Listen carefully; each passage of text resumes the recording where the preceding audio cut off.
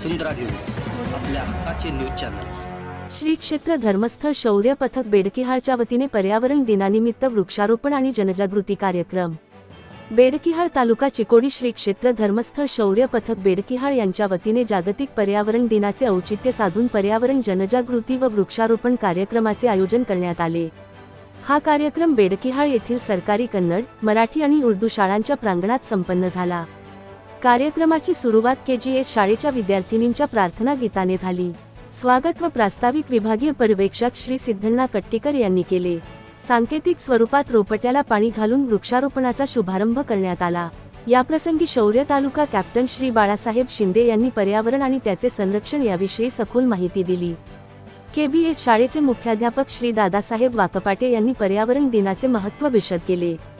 धर्मस्थळ तालुका योजनाधिकारी श्री मंजुनाथ नायक यांनी धर्मस्थळ संस्थेच्या सामाजिक उपक्रमांबद्दल आणि परिसर संरक्षणाविषयी माहिती दिली।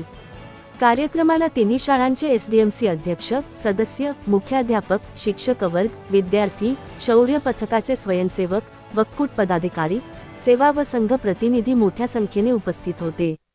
व्यासपीठावरील कार्यक्रमानंतर सर्वांच्या उपस्थितीत शालेय परिसरात विविध प्रकारची रोपे लावण्यात आली।